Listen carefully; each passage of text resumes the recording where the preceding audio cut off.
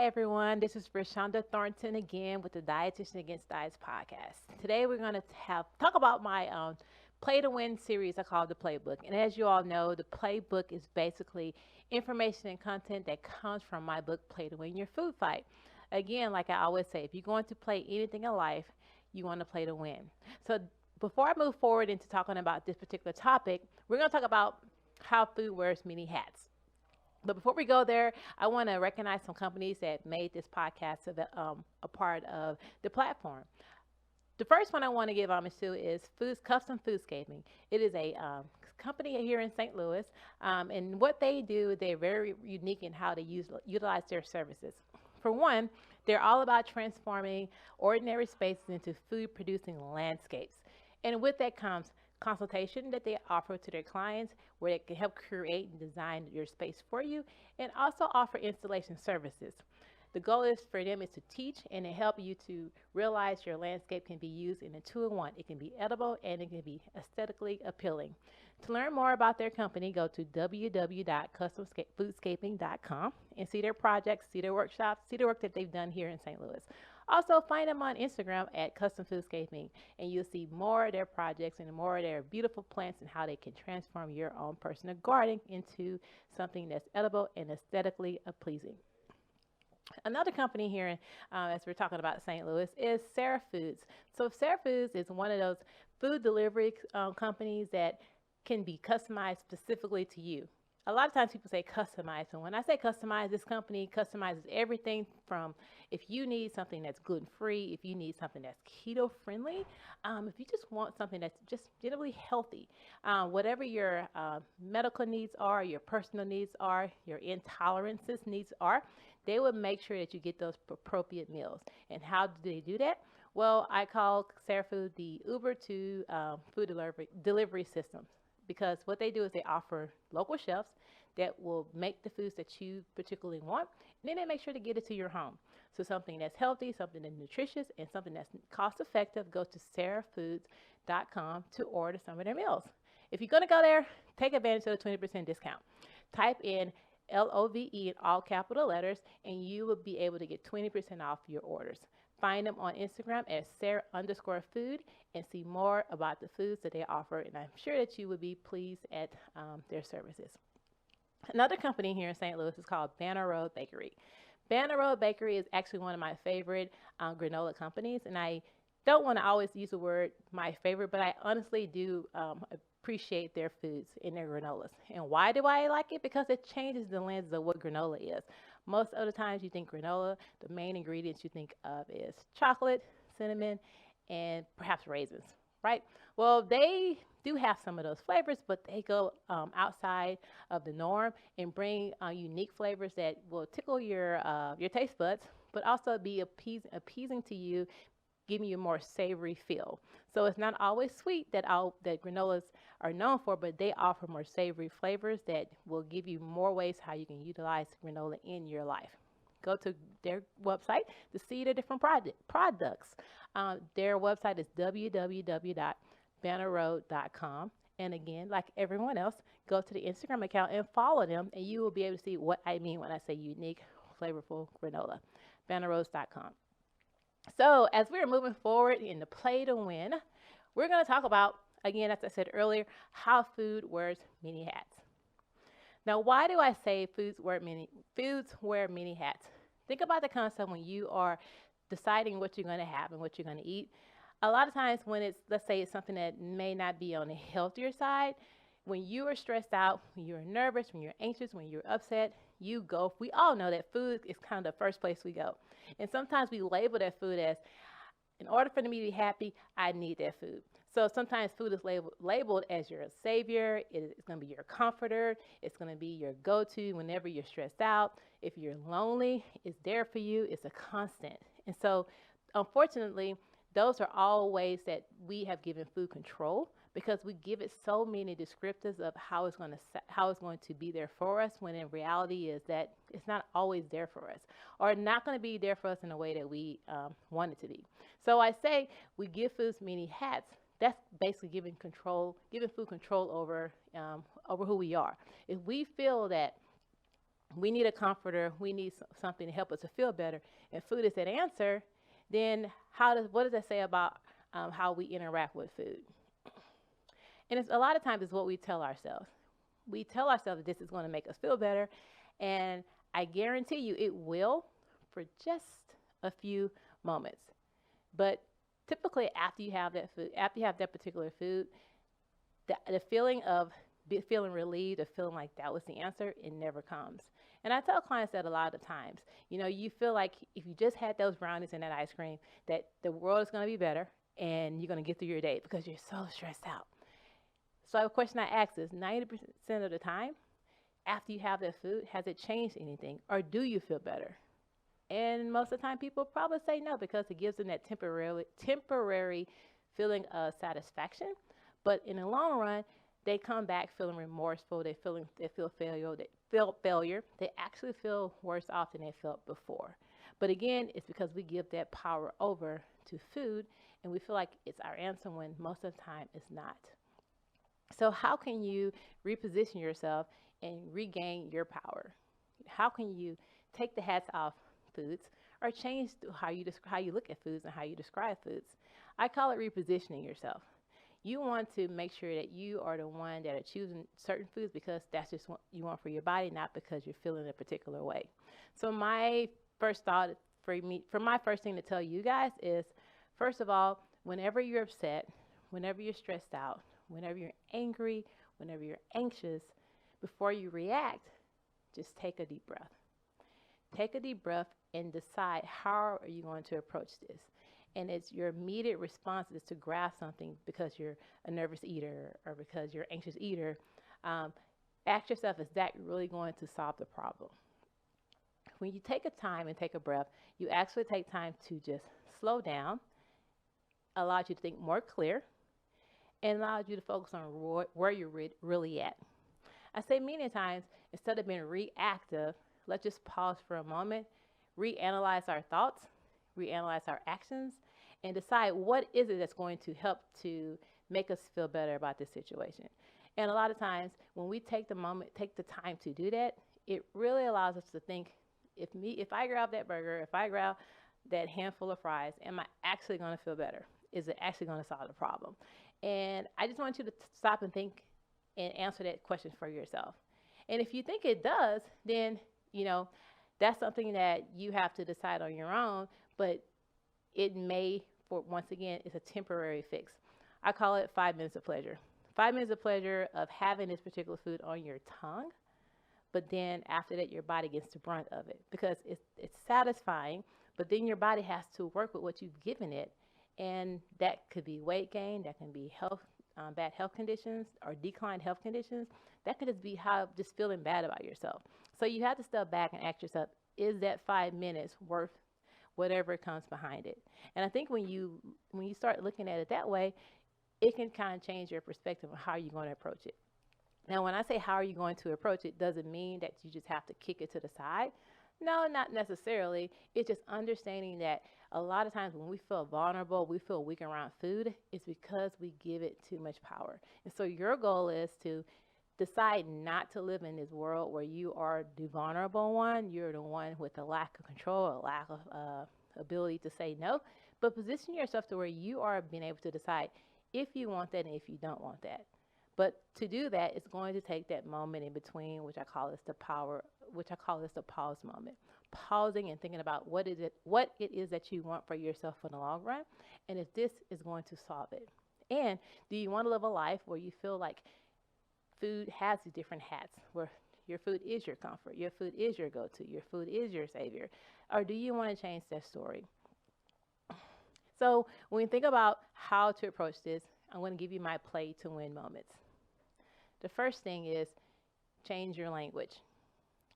But in order for you to change your language, it comes with changing your thoughts first.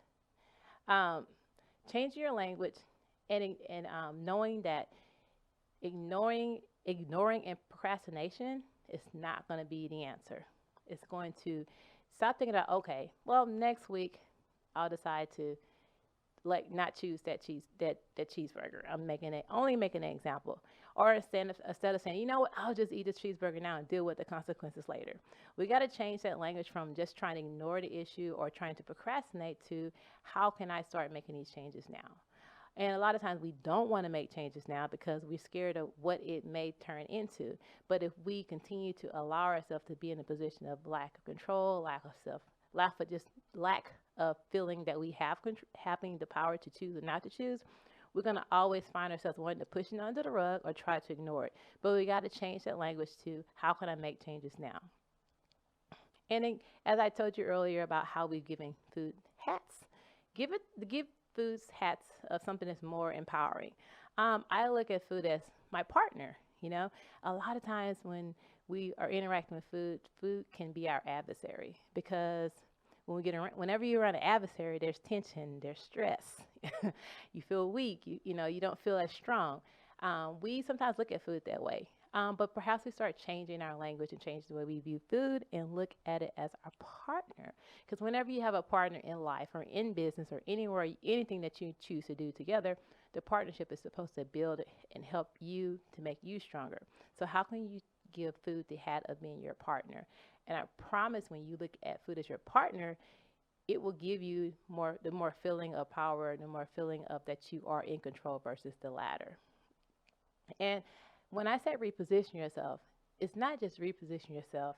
Let's say if you're around, you went to a dinner party and there are a lot of foods that are there that you have told yourself you need to not have as much in your life.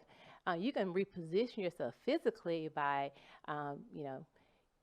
creating conversation with people that are there, which will distract you from going over there towards the food, or just not allowing yourself to get into the same space as the food. Because once you get close to the food, then you know what's going to happen. So you can physically reposition yourself to where you're just less likely to go towards some of those foods that you decide that you don't want to have in your life.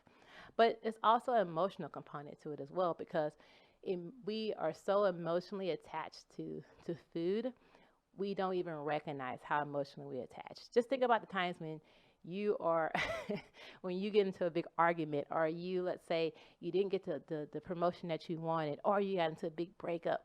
The first thing that people go to is food.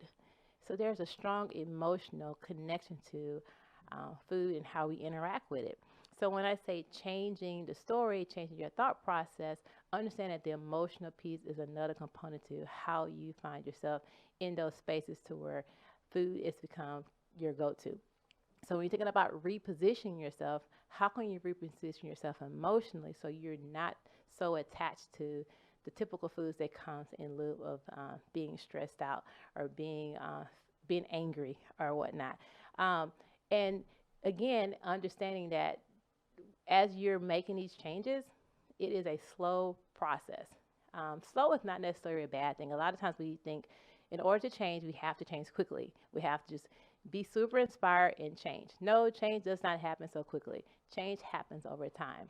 And for yourself to change, allow yourself to recognize what areas do you feel vulnerable in? How do you feel when you're around certain foods? And then you have to decide, do I want to continue to be in that position again? I mean, just think about the times when you heard someone say, those donuts are calling my name.